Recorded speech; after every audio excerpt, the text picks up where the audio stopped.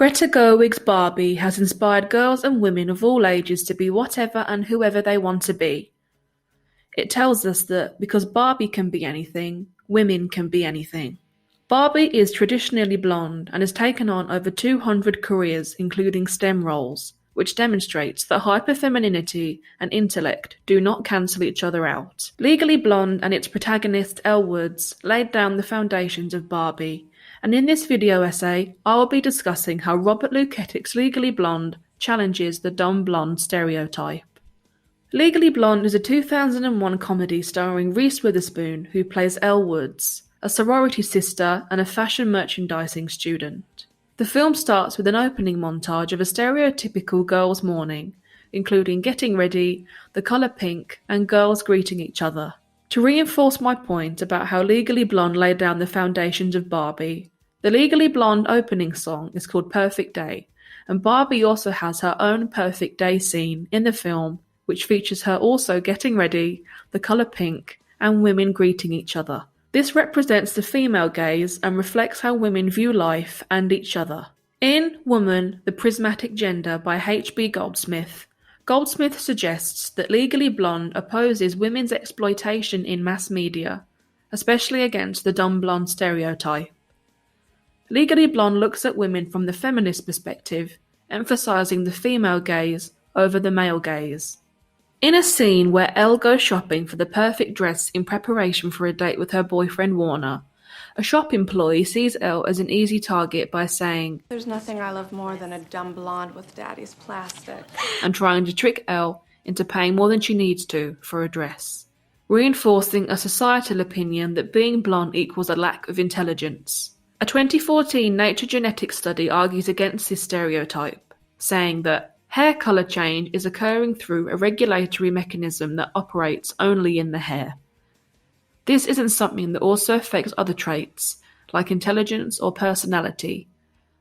The change that causes blonde hair is literally only skin deep. Elle proves her intelligence by saying, "It's impossible to use a half-loop top stitching on low viscosity rayon. It would snag the fabric." And you didn't just get it in. I saw it in the June Vogue a year ago. So if you're trying to sell it to me for full price, you picked the wrong girl. Elle expects Warner to propose on the aforementioned date. However, he breaks up with her instead, before going off to Harvard Law School, telling Elle, "If I'm going to be a senator, well, I need to marry a Jackie, not a Marilyn." which refers to Jackie Onassis, a brunette, and Marilyn Monroe, a blonde. This illustrates that Warner is using her hair color as a reason not to be with her, to which Elle responds, "So you're breaking up with me because I'm too blonde?" No, that's not entirely true. Elle initially decides to go to law school as a way to win Warner back, but ends up thriving and creating a future for herself where there is no place for Warner in it.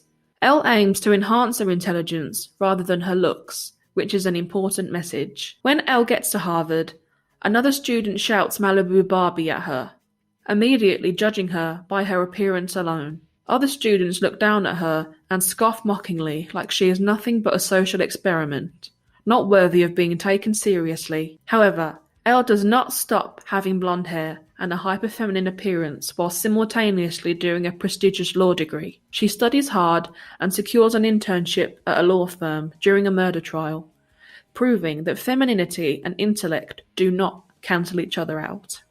Elle's professor, Professor Callahan, takes advantage of her during the internship by touching her inappropriately and asking her how far she is willing to go to advance her career.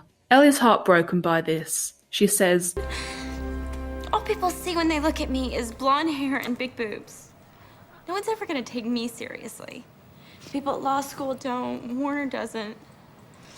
I don't even think my own parents take me seriously." Rather than following a plot of Elle using her looks to get ahead in the field, she stands up for herself and does not give in to his disgusting suggestions. Professor Callahan's client, Brooke Taylor Wyndham, fires him after hearing about what he did to Elle, and hires Elle instead. Elle is revealed as Brooke's new lawyer in a panning shot from bottom to top, showing off Elle's pink shoes, pink outfit, and flowing blonde hair. She visually and literally stands up to the professor and any of her doubters by asserting her power. not having changed a single thing about her appearance. Elle uses her knowledge of beauty and fashion by proving that it was impossible for Chutney Wyndham to be in the shower as her alibi claimed. Because isn't it the first cardinal rule of perm maintenance that you're forbidden to wet your hair for at least 24 hours after getting a perm, at the risk of deactivating the ammonium thioglycolate? Yes. And wouldn't somebody who's had, say, 30 perms before in their life be well aware of this rule? And if in fact you weren't washing your hair, as I suspect you weren't because your curls are still intact, wouldn't you have heard the gunshot? And if in fact you had heard the gunshot, Brooke Wyndham wouldn't have had time to hide the gun before you got downstairs, which would mean that you would have had to have found Mrs. Wyndham with a gun in her hand to make your story plausible. Isn't that right? She's my age. Did she tell you that? How would you feel if your father married someone who was your age? You, however, had time to hide the gun, didn't you, Chutney? After you shot your father. I didn't mean to shoot him. I thought it was you walking through the door. This revelation enabled Elle to win a crucial murder case and get the last laugh on anyone who doubted her for her looks. Towards the end of the film, Elle graduates, and during her graduation speech, she says, That first impressions are not always correct. You must always have faith in people. And most importantly, you must always have faith in yourself. highlighting that people were wrong to judge her by her appearance, and reinstating the fact that Elle always believed in herself and never changed anything about herself to have success. One of the films in Lou Kettick's post-Legally Blonde filmography is 2009's The Ugly Truth, starring Katherine Heigl and Gerard Butler as Abby Richer and Mike Chadway. Whilst Legally Blonde is praised for subverting sexist stereotypes about women, The Ugly Truth was received differently by women in comparison. Melissa Ames and Sarah Birkin, authors of How Pop Culture Shapes the Stages of a Woman's Life, argue that The Ugly Truth relies heavily on stereotypes about what men find appealing. Mike tells Abby that men are very visual and that she needs to change her look.